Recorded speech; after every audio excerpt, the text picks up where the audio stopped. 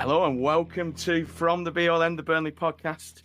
Well, you may or may not know this, but it's 50 years since ABBA won Eurovision as of this weekend. And we were looking for an SOS against Everton. We were looking for a winner takes it all style performance to save us from relegation. Perhaps we needed Fernando Guerrera in there as well for the side. But in the end, it was about as useful as the Battle of Waterloo. I couldn't find an ABBA song that said we're fucked, but basically that appears to be where we are. Mamma mia. Mamma mia. Incredible. You could tell my ABBA knowledge is very, very limited, but there we go. A 1-0 defeat to Sean Dyche's Everton. It just seemed so obvious, didn't it? An error from everyone's favourite fanboy goalkeeper, Aro Muric, handing the Toffees a 1-0 win.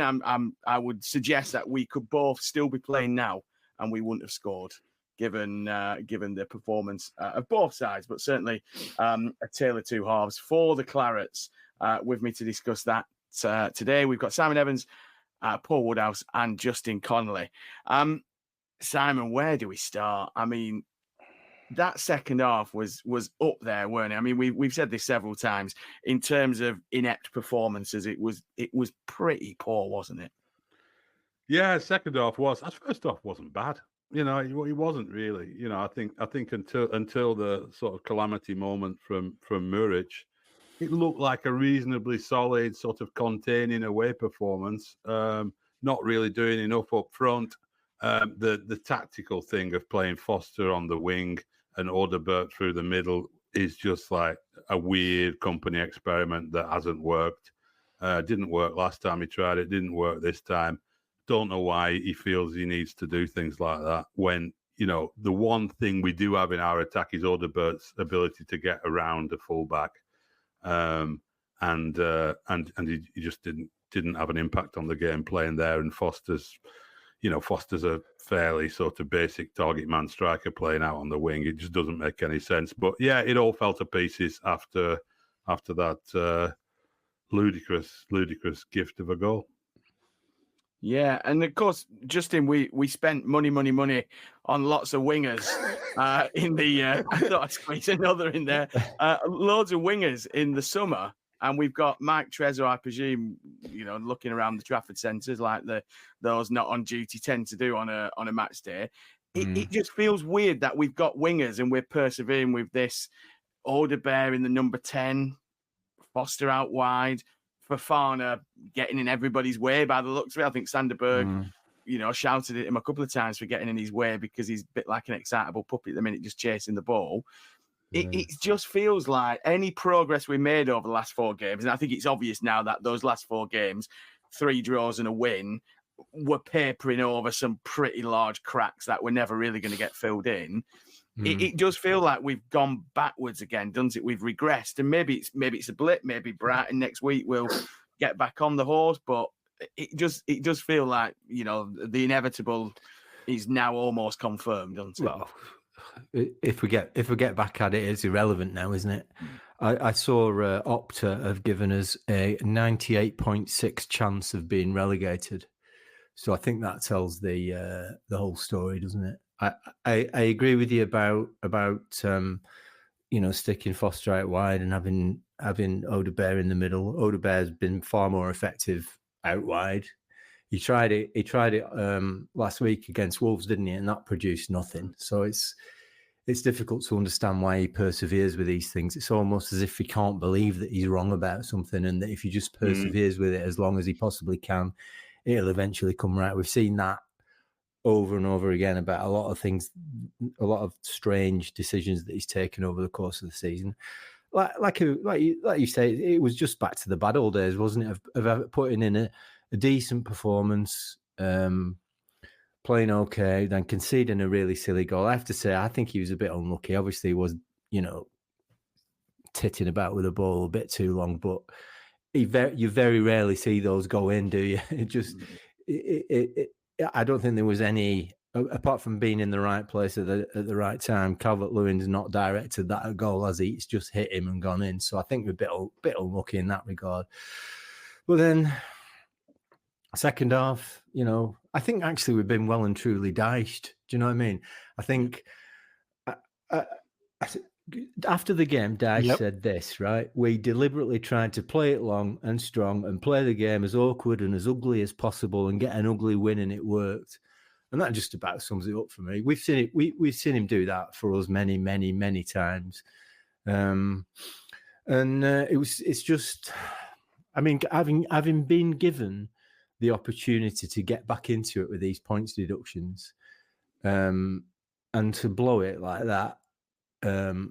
If we'd won that game, we'd have still been right in it. But I think, now it's just a massive disappointment in a season that has been one big disappointment. And Woody, I mean, Justin pretty much summed up what I think is the mood across Claret land in terms of, it was that tantalizingly kind of still in our control with points deductions coming. The kind of, the irony of it is we'll find out probably as this podcast goes out, or later today as the podcast goes out on Monday, what Everton's punishment is going to be. And, we're probably going to look at that and think, you know what, 3 points off them on Saturday, plus the points deduction gives us a chance. We're back to kind of going out the Premier League with a whimper, aren't we? As opposed to really kind of going at it and fighting for some kind of momentum to keep people interested. It's this weird pattern we seem to have developed. We think that we've turned a corner in some fashion, but we've only just had a little peek around it, haven't we? And we think we start to do certain things right, and then for whatever reason, he starts to tinker with it again. And there's very few people that I can see can work out why Foster's playing out wide and Fofana's playing where he's persisting with this and he's tinkering with the worst elements of it. And it was quite apparent yesterday as the game progressed that Dyche was just doing a Dyche. And if you think from his perspective, his game plan's gone perfectly well. When you think we haven't created a fucking chance in open play, and that's primarily down to him. His press yesterday was fantastic during the second half. He rushed us at the back like, we didn't know what day it was, and all of a sudden, even Everton are working us out with regards to, Muric playing from the back, etc. And all of a sudden, we don't know how to work that out. And yeah, that second half in particular was shocking. And like you say, it's going down with a little bit of a whimper as opposed to a bang after he said this week we're going to run his legs off and run his hearts out, etc. And I didn't see overly too much of that this weekend. So, yeah, there we go. Yeah. And Simon, I mean, you put this in the chat, and I know somebody on Up the Clarets had kind of put this list out, but the timing of the goal, Justin said he thinks Muric is unlucky. I think he's onside. I don't think he sees Calvert-Lewin coming in from his right-hand side. But there is only 20 seconds of open, of the first half left. He boots that long, and chances are there's a header coming back, and the referee blows for half time. But somebody on Up the Clarets has looked at all the goals we've conceded after the 40th minute, and we've got Spurs at home 45+2, Man United at home 45th minute, Chelsea at home 42nd minute, Arsenal away 45+1, Wolves away 42nd, Villa away 42nd, Arsenal at home 41st minute. Chelsea 44th minute, Wolves 45+3, Everton 45+2, and then same in the second half, 85, 90 plus Luton, West Ham twice, Brentford, Villa, Palace twice, Bournemouth, and Liverpool. That is a major issue, isn't it? I mean, kind of to concede once in injury time is seen as kind of perhaps bad luck. Twice, maybe again, but there's this kind of a player switching off. I mean, there's no real excuse. You can see the big screen from where Muric is. He must know how long he's left. The player's not looking at that clock and thinking, you know what? And maybe is that part of the decision making? Keep hold of the ball a bit longer. Referees very rarely blow with the ball at the keeper's feet, do they? Or if a keeper plays a short ball, they love that kind of blowing a whistle while the ball's in the air. But what do you make of that record? And we'll come on to the disciplinary record in a second, which is also bad, but we concede a hell of a lot of goals in that period where it feels like players are relaxing too much.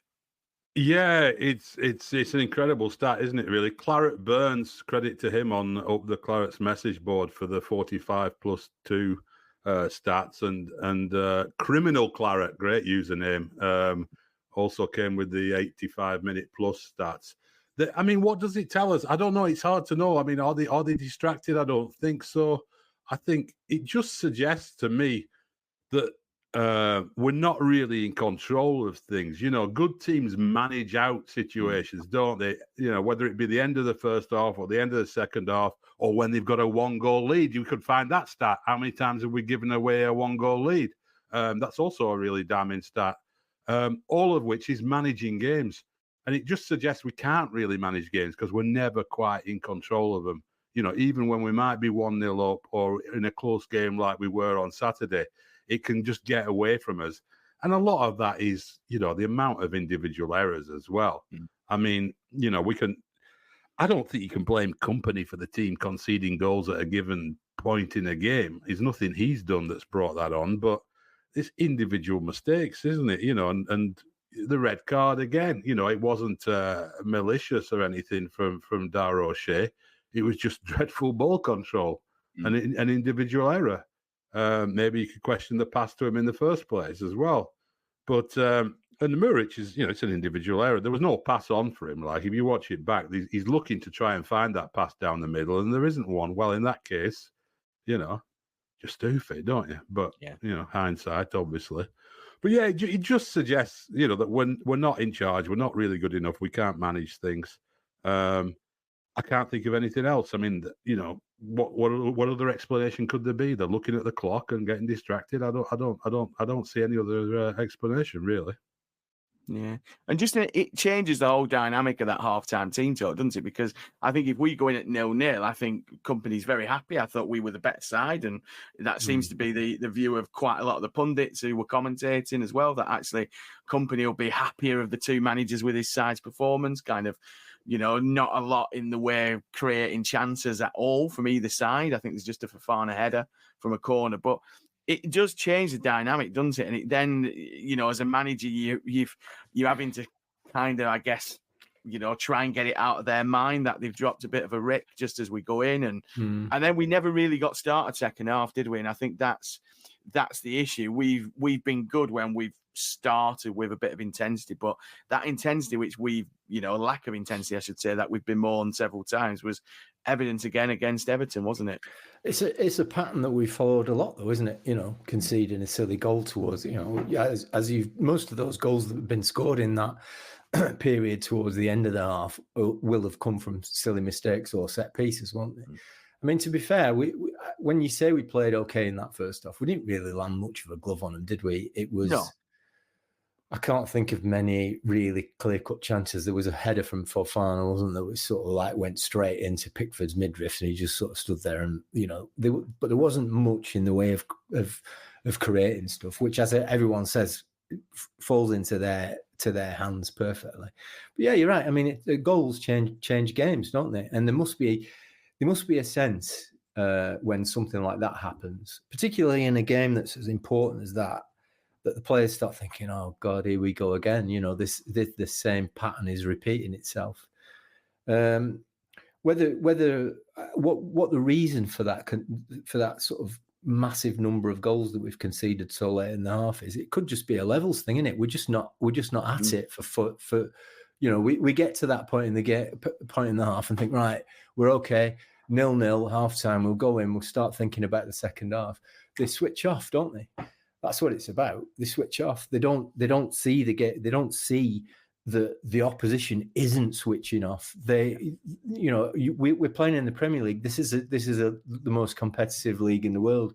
Every team has got to be able to play for I was going to say 100 minutes, but sometimes it can be even longer than that, and beyond it, right to the death from the first whistle. And we obviously just aren't doing that.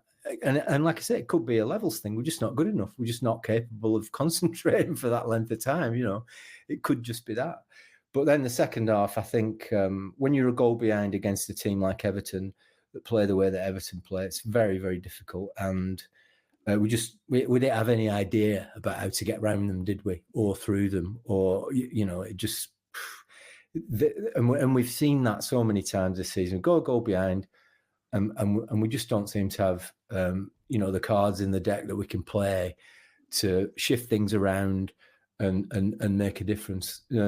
Nothing that came from the bench made any difference, did it? It was just much of the same thing. So yeah, that goal did change everything. It's such a stupid goal to give away. But you know, I remember, I can remember saying this so many times this season. We did all right, gave away a stupid goal, couldn't find any way back. And I think when you look at the table, it's pretty clear, isn't it? We just haven't been good enough in any department. Would it? I mean, I was slightly surprised to see Vitinho dropped after a couple of good performances and Assignon restored to the side. I really don't know what to make of Assignon. I don't know if you know, he's a bit of a, I don't know, he feels like he could be really brilliant 1 minute and then he can just be ridiculously stupid. And he's not done anything that's led to goals or anything, but he's almost kind of, for me now, the new evidence of the kind of madness of the experiment or the project or whatever we're calling it, that actually we've got this player who he looks so individualistic that him being brought in where he's not perhaps busting a gut in the same way as Vitinho, he's a lot more rash than Vitinho, which is saying something because I think Vitinho can be quite rash at times. It's kind of evidence that, you know, as Justin's just pointed out, maybe we're not good enough in all areas. And do you feel there's a bit too much individualistic, you know, individualism to this team rather than a cohesion that is, you know, what's needed in the Premier League? Because, you know, you look at the other 19 teams and no matter how bad some of those teams are, there's a team there, isn't there, whereas we feel a bit more individualistic. Yeah, I think that's symptomatic of pretty much Burnley as a collective and as individuals. In this new era of kind of risk-reward football, it seems like we get punished for the risk and don't create enough reward. And that seems to be what the issue is. Like, you know, and that's it in a nutshell. But each individual seems to somehow contribute that with something absolutely ludicrous. But if you even looked at the Liverpool-Man United game, if you watch, you know, all the other games during a weekend, you will see howlers such as this, you know, every single game of some description. The difference is that the likes of your Liverpool have already created 27 chances. Yeah. You know, and they're invariably going to come out, you know, these top sides are going to come out 3-1 to the better. Whereas we are struggling to even make a glimmer of a one. And that's why it looks so glaringly obvious and glaringly ridiculous. But I'd argue that I can imagine that Vitinho, he's put some shifts in these past few games, and I can imagine he was a tired fella. But I think we arguably missed him out on the right, putting that level of effort in and that kind of a shift. I don't think I'd necessarily swap him around for having him in there instead of Assignon, because I do think Assignon's a good player, but I think they do also complement each other quite well. You know, he kind of covers a lot of Assignon's dirty work when needed, and Assignon can get back quite nicely, and it's nice to have Vitinho there to cover. But yeah, I just think it's mostly a risk-reward type thing that we've fallen foul of week in, week out. Yeah, and Simon, that risk-reward thing I think is quite interesting because, as you say, you can kind of we seem to take risks in the wrong area, don't we? We're obsessed with playing out from the back, and you know, with Muric in the side, it looks better, and we've kind of broken lines and things, but we don't ever really take a risk up the other end of the field, do we? I mean, that's one of the biggest complaints is that when we get in a good position, rather than sticking it in and seeing what will happen, you know, you might get a penalty, you might not, you might get a deflection, you might not. You know, how many efforts have we seen from outside the box which have created goals out of nothing? We tend to just, I don't know, it feels like we're just adding to the passing stats. Yesterday, the possession stats were good. The passing stats were good. Amazingly, the pass completion stats were better than Everton, even though I can't really remember stringing too many passes together in the second half. But we've said this a couple of times, but it feels like we're trying to play football the right way in a world where goals don't seem to count, or we think that goals and points don't really count. It's about how many passes and metrics you can meet. But that risk reward is all at one end of the field, isn't it? We don't take enough risks at the top end. No, and I think fundamentally the way we're trying to play, you know, going back to what Justin was saying, you know, it's a cliche now to say everyone wants to play out from the back, and they do. And it's also a cliche that not everyone can do it, and that only the really good teams can do it really effectively. And we can't. We're not good enough to play it out from the back like that.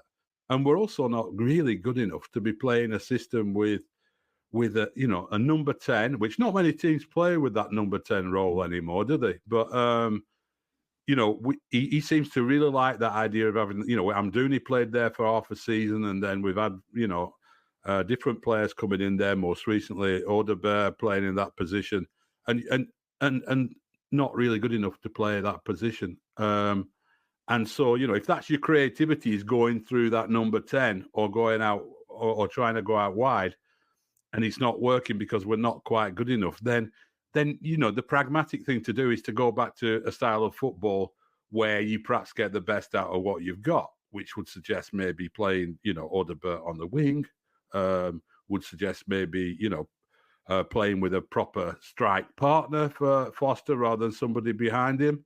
But he doesn't want to do that. He wants to play these things that are very progressive and considered to be, you know, cutting edge tactics or whatever. And we're just miles off it, really. I mean, you look at other teams who are doing better than us, and they're not, you know, overly complicated in the way that they're playing football, are they?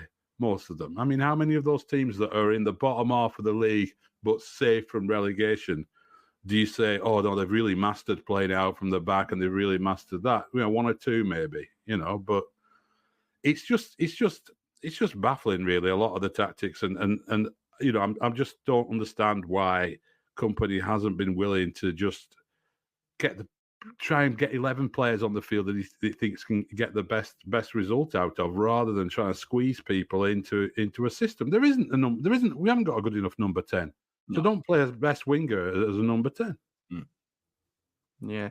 And Justin, I mean, I guess arguably in a different system, that starting 11, we'd have looked at and kind of gone, you know what, actually, that is one that could get as a result in a traditional 4-4-2 with two front men that you could perhaps go along to in terms of Foster and Fofana, one dropping off and things like that. But as Simon says, it's this overcomplicating things in a way that ends up with square pegs in round holes, doesn't it? I mean, you know, we don't have a good enough number 10. You know, Amdouni or Trezor were supposedly going to be that floater, if you will.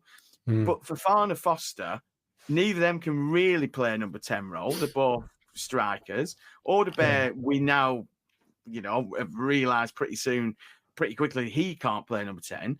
That lineup yesterday in a traditional 4-4-2, would we have got a different result? I mean, I personally think we probably could have, and that's probably the best starting 11 we've got at the minute.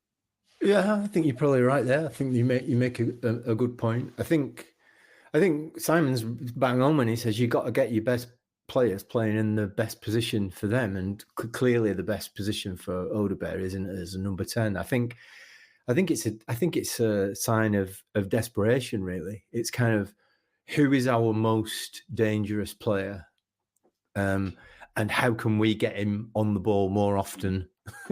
But he's only dangerous because of where he's playing on the pitch. He's only dangerous because he's got that ability, as Simon says, to get around somebody. So I think it's another one of these experiments that hasn't worked. That as we said, he tried it against Wolves. It didn't produce the results that he expected then. So it beggars belief that you would go with it again, especially in a game that that was so important for us to win.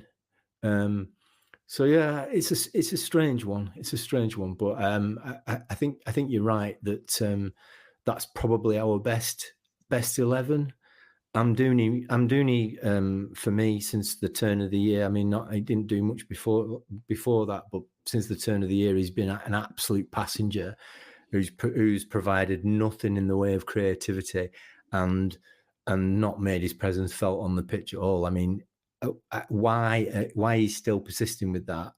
That's another one of those that I mentioned before, where I just don't think Company can believe how wrong he is about Amdouni. So he's just hoping and praying that if he keeps throwing him into it, he'll prove eventually that he's right. But that's an experiment that's been going on so long that I think we can all conclude now that we're in the negative on that one, aren't we? Yeah, I mean, just on the number 10 thing, I mean, the one player he has in his squad who has played that position last season and looked quite good in it was Goodmanson.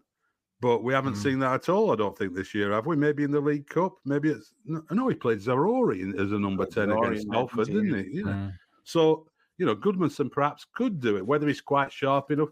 But why do we need to play like that? Other teams aren't playing like that. I mean, it's a bit of an MLS thing, actually. Every team in MLS has a little number 10 who plays between the lines and everything, but they don't in the Premier League. I don't know why. I don't know why he seems obsessed with that. But Johan, if you were going to do it, he'd probably be the one you'd say give a go in that role. I don't know. I think Brownhill's done it before, and I mean, I know Andrew's not a particular fan of young Josh, but he has done it and been reasonably effective there last season, and I think Sander Berger could do a job there, but unfortunately, we need him further back, don't we? Yeah, need him in the back four. I mean, he dropped into that back four, didn't he, after the red card? Now, I'm not sure. We were discussing this at five-a-side this morning. I'm not quite sure how long O'Shea will get, whether he's sent off for last man or something a bit more for a bit of a reckless challenge, because it is quite high. So I think we'll probably have to wait to get confirmation whether it's going to be one game or a bit like Zarori, the 3 games for him. I'm presuming at the minute it's 3 games. Denial of a goal scoring opportunity, isn't it, that one? I think. That's what company thought it was. Yeah. This is it. I say I'm just not 100% certain, but we'll get that. As they call it in MLS. Yeah. He's more or less on the halfway line, though, isn't he? How can... Yeah, and Muric is about 30 yards from goal. So, I mean, he's getting the ball, I think. Anyway, I mean, it's a bit weird. But Woody, I mean, discipline is an issue. I mean, I think we've now got the highest, or we had the highest after the sending off at Chelsea, the highest number of red cards of any Premier League team. And, of course, it didn't start well with the Zarori red against City. That kind of lack of discipline, and I don't necessarily think it's, we're not a dirty team. And I think actually if we were a bit dirtier, we'd perhaps ground out with it. Yeah, it's a bit cuter, but it is something that's costing us players for key games, isn't it? And again, we'll lose O'Shea for 1 or 3 games, and depending on whether you're a fan of O'Shea or not, you'll be celebrating or commiserating. But it is another problem for company to solve, isn't it, for the Brighton game? Yeah, and like you say, it's not symptomatic of a dirty side or a malicious streak. It's more, if anything, a lack of ability. All of them seem to have been mistimed in some which way, shape, or form, don't they? It's either bad positioning, or they've got out of position, or they're not quite quick enough to get up with someone. And I think it's more an indication of just how slightly off the pace we are with certain things. So, yeah, I do believe that O'Shea will be a miss, and we'll find out how vital of a cog he is to this particular side. Simon? Yeah, there's a little stat actually on red cards, just to add to our stats today, which is Burnley have had 7 red cards this season, the most in a top flight season since 2014-15. So, wow. Yeah. Wow, most of anybody. That's what it says in the Times. Wow. Yeah. Most of anyone. Wow. 8 including Company, of course. So Company charged by the FA last week for his outburst against Chelsea. But just kind of finally, looking at kind of what we've got coming up over this week for you, we've got a very special extra episode coming out on Wednesday where we're going to be taking a bit of a deeper dive into the club's finances and the accounts, and we've spoken to Kieran Maguire from the Price of Football. A lot of listeners will know of Kieran and the kind of media appearances he does. He sat down with Simon and Woody earlier to have a bit of a chat, and we'll be getting together and having a look at the fallout from that. And then we'll be back on Thursday, or we'll be recording on Thursday for Friday for the normal episode. We've got a couple of people asking us some questions around kind of who do we think is going to still be at the club come next season with contracts up and loan deals and loans to buy and all of this kind of carry on. So we're going to try and have a little look at that. And I think somebody else asked us about the goals and conceding goals at key times, which I think we've covered today. But so an extra episode this week on Wednesday. We think we've got the technical issues solved with that we had last week. So apologies for anyone who tuned in for 26 seconds of the intro music on their commute to work on Friday. Not quite sure what happened there, but we think we managed to get it. With anybody who's still waiting for that episode, the carrier pigeon is just making its way around the Ironhill and Ganner area as we speak, and should be with you shortly.